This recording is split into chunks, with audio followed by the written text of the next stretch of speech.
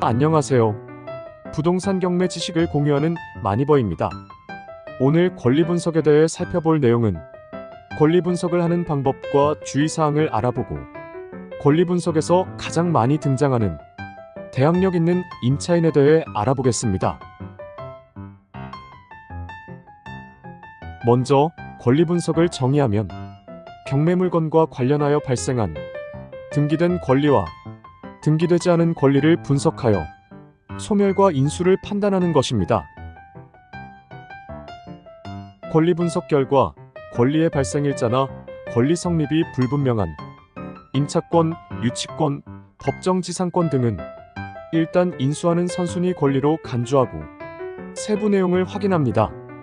확인 결과 선순위가 아니거나 권리 성립이 안 되는 확실한 증거가 확보될 때 입찰을 고려해보는 것이 좋습니다. 경매집행법원에서 제공하는 매각물건 명세서는 권리 분석의 핵심 자료입니다. 법원이 조사한 매각물건 명세서에 폐문부재, 임차인 불분명, 유치권 성립여지 있음 등으로 금액이나 일자가 분명치 않은 경우에는 확인되지 않는 한 입찰에서는 안 됩니다. 권리 분석은 100% 완벽해야 하며 실수를 용납하지 않습니다. 권리 분석을 잘못하면 입찰 보증금을 손해보는 등 바로 금전의 손해로 이어지기 때문에 세심한 주의와 분석이 필요합니다. 그렇다고 해서 권리 분석을 너무 어렵게 생각할 필요는 없습니다. 대부분의 경매 물건이 최선순 위설정, 즉 말소기준 권리를 찾으면 그 말소기준 권리보다 일자가 빠른 인수하는 권리가 없는 물건입니다. 대항력 있는 임차인의 보증금 액수를 알 수 없거나 유치권, 법정지상권 등 권리가 분명하지 않는 것도 입찰에 응하지 않는 것이 좋습니다. 이런 물건은 대부분 권리의 하자에 대한 해박한 법률 지식과 실무 경험을 요구하므로 초보 때에는 입찰하지 않는 것이 좋습니다.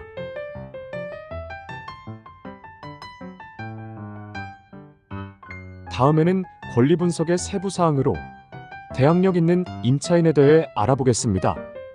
대부분의 주거용 건물에는 임차인이 등장합니다. 그렇기 때문에 경매 물건 임차인에 대해서는 상세하게 알아두어야 합니다. 주택 경매 물건의 점유자는 채무자인 소유자가 거주하고 있거나 임차인이 거주하는 경우가 대부분입니다. 임차인 권리 분석을 위한 전입세대 열람 결과 또는 집행법원이 제공하는 매각물건명세서에 임차인의 전입일자 및 확정일자가 말소기준 권리보다 빠른 대항력 있는 임차인의 보증금은 다음과 같이 분석합니다. 임차인이 배당 요구를 했는데 전액을 배당받지 못하면 나머지는 낙찰자가 인수합니다. 만약 임차인이 배당 요구를 하지 않으면 낙찰자가 보증금 전액을 인수합니다. 임차인이 보증금 전액을 배당받느냐, 일부만 배당받느냐는 대항력 있는 임차인의 확정일자로 판단합니다.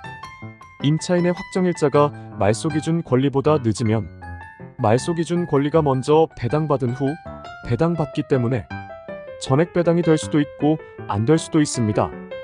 대항력 있는 임차인이 배당 요구를 했다가 철회한 경우는 어떻게 될까요? 임차인이 배당 요구를 철회하면 배당 요구를 하지 않은 것으로 합니다. 입찰자가 배당 요구를 철회한 사실을 알지 못한 채 입찰했다면 낙찰되더라도 입찰 보증금을 포기할 상황을 맞을 수도 있습니다.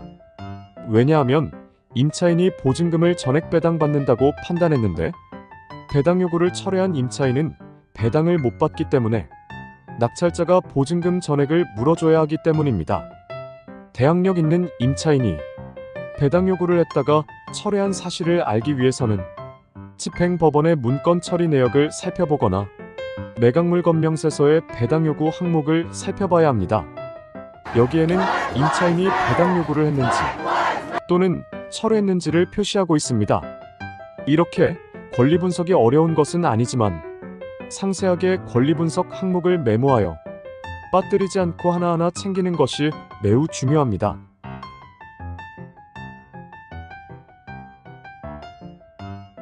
그러면 대항력 있는 임차인의 확정일자 및 배당 요구와 관련하여 낙찰자가 인수해야 하는 금액에 대해 알아보겠습니다. 예를 들어 낙찰 금액이 2억 5천만 원이라고 합시다. 경매물건 관련 권리 내용은 그림과 같다고 할 때 낙찰자가 인수해야 할 보증금은 얼마일까요? 이해하기 쉽게 지역별 최우선 변제 보증금은 감안하지 않습니다. 최우선 변제 보증금에 대해서는 다음 시간에 자세하게 다루도록 하겠습니다.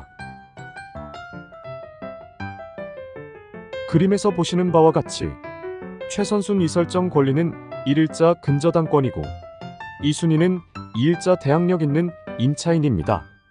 대항력 있는 임차인이 근저당권보다 배당 순위가 늦은 것은 대항력을 갖춘 일자보다 확정일자가 최선순 이설정보다 늦기 때문입니다.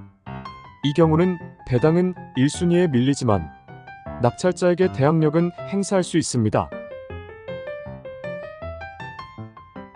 따라서 임차인은 1일자 근저당권이 먼저 2억 5천만 원 중 1억 원을 배당받은 후 나머지 1억 5천만 원을 배당받게 됩니다. 여기서 임차인이 배당받지 못한 5천만 원은 낙찰자가 인수해야 합니다.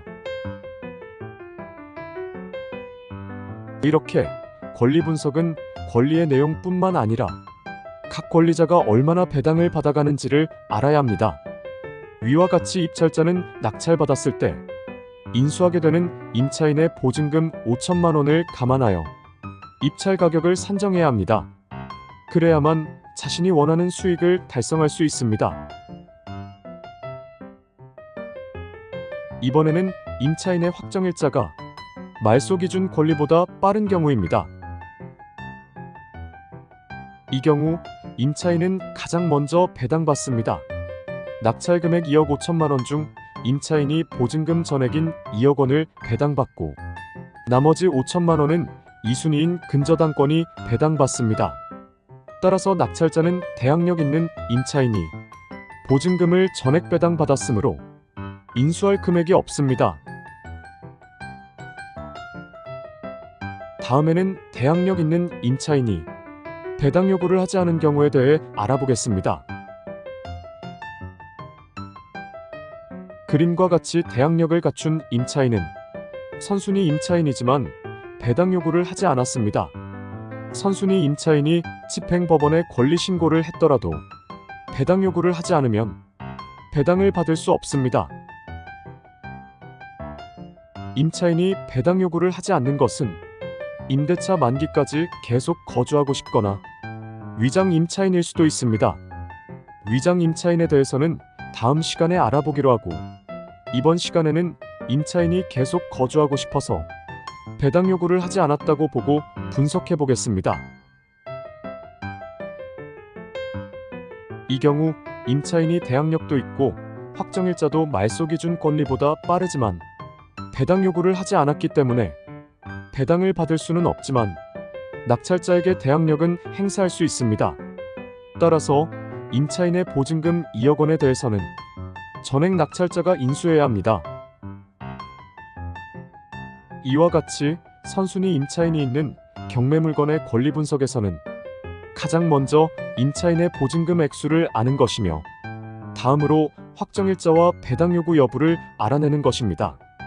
이런 것들을 파악하고 나면 입찰자가 써내는 금액으로 얼마를 배당받는지, 낙찰자가 임차인의 보증금을 얼마나 인수해야 하는지를 파악하여 임찰 금액을 산정해야 합니다. 이렇게 합당한 입찰 가격을 산정함으로써 다른 입찰 경쟁자를 물리치고 이기는 경매를 할 수 있습니다.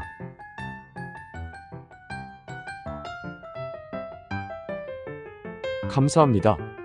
성공하는 경매가 되시기 바랍니다.